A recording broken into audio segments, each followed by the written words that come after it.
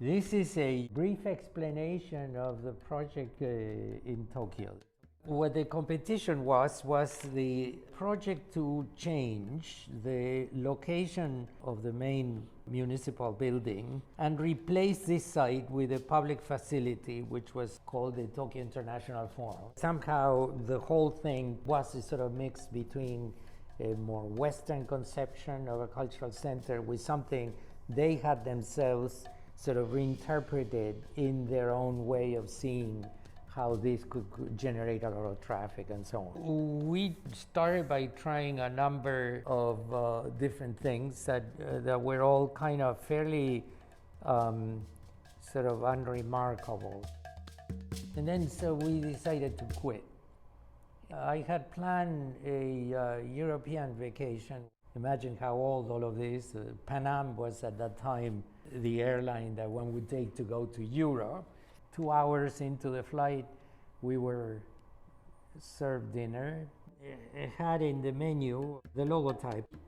When I saw the shape, there was this message in this form suggesting a logical transition of pedestrian traffic through the center, which actually respond properly to the most difficult part of the site, which is to define what you do with that viaduct. I had this idea that this was the only way in which you could generate this natural adaptation of the site to what could be the creation of a pass-through of a public space that was located on this area. And somehow it was sort of kind of difficult to imagine how that was, because it kind of broke the program into two areas. I really had very little idea what this was for.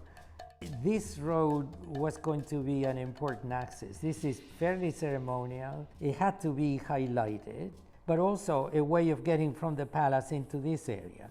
I decided to place a long building here that had a fairly large arch in here, kind of making that connection accessible.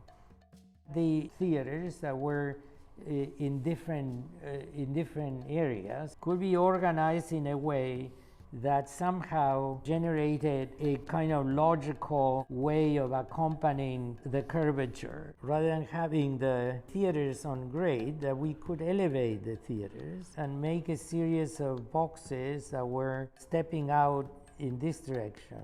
These 4 boxes were floating over so that there was an entrance from this street. This large theater is this box, and sort of diminishing in height like that. This was the place where to put the convention center. So the convention center is located underground in here. The idea was that somehow this could become a kind of lobby for the 4 theaters.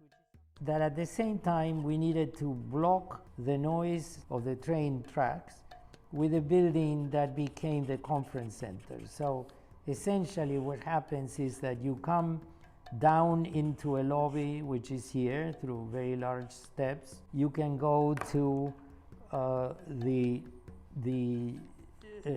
convention center in this direction. All of this opening in this direction into this public space. So the public space sort of filters under the buildings. What we did was to create a series of bridges that connected to a ramp that was actually linking the conference center with the theaters. From here you can enter all the theaters directly into what we call the glass hall. You can have a lobby underneath each of them, which has access directly from this street, but you could also create a lobby that has the magnitude of the whole center, sort of like a Grand Central Station, where there are all these other subways congregate in the center of the site with lots of filtering to the outside. And at the same time creating here a solar collector that was a contribution to maintain the sort of more or less sustainable operations of the center. That's kind of like the generic explanation for everything that happened here. I should leave all the rest of these stories for another conversation because it's sort of kind of full of very interesting ideas. Hmm?